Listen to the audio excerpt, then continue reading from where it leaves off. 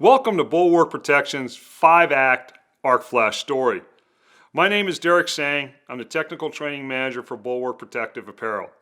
I've been involved in flame-resistant arc-rated clothing market now for over 25 years. During that time, I've worked in a variety of roles from sales, service, fabric manufacturing, and now garments. In my role today, I have the unique luxury of not having a sales agenda. I'm not attached to a quota or a revenue goal. I do have a bias, but I believe by executing my primary purpose, which is to train our distribution channel and our end user community, I will positively impact our bottom line. With that goal of educating in mind, I have the ability to conduct events that you will see today to help our core markets better understand how the engineering of a shirt and a pant can positively or negatively impact lives. To give you a little bit of background, we were able to secure time at KEMA High Voltage Laboratory, just outside of Philadelphia, Pennsylvania. In our time there, we were able to utilize specialized custom-built equipment that could rapidly and consistently reproduce industrial arc flashes as you would typically see in the real world. Now, the actual mechanisms for making these arcs are not real world, but are specifically designed to be replicated without destroying the equipment.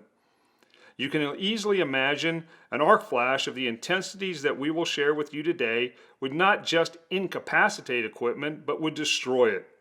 So this specialized equipment can replicate real-world arc flashes ranging from small or relatively small arcs of around 2 calories all the way up to 35 calories plus. We manipulate the incident energies by playing with the closing time. The distance to the mannequin is relatively consistent, anywhere from 12 to 18 inches. The resulting incident energies that you will see documented here are based on the calculations at the laboratory. So our arc flash story will take place in 5 acts. First, we would like to introduce you to the hazard.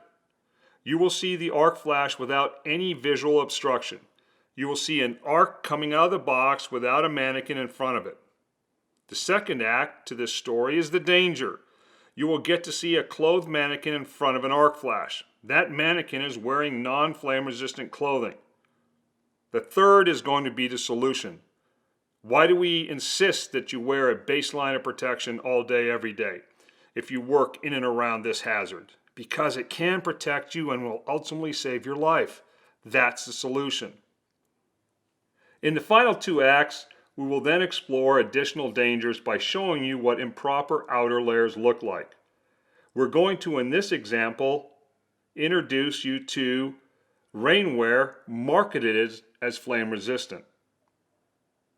This can represent several different dangerous aspects such as non-arc rated vests, non-arc rated rain gear, and non-arc rated outerwear, whether that's a brown duck jacket, a hoodie, or a sweatshirt. Then, ultimately, the solution, which in our final act will replicate the proper outer layer as we demonstrated in our 3rd act for daily wear. So with that, let's get started. Oh, one little asterisk, one little addition. We would like for you to watch these 1 through 5 in order. But these are also going to be designed as a standalone, so you can share with your team if they don't have the time to see all 5 together, or you only want to focus on one specific area, you can break them up individually.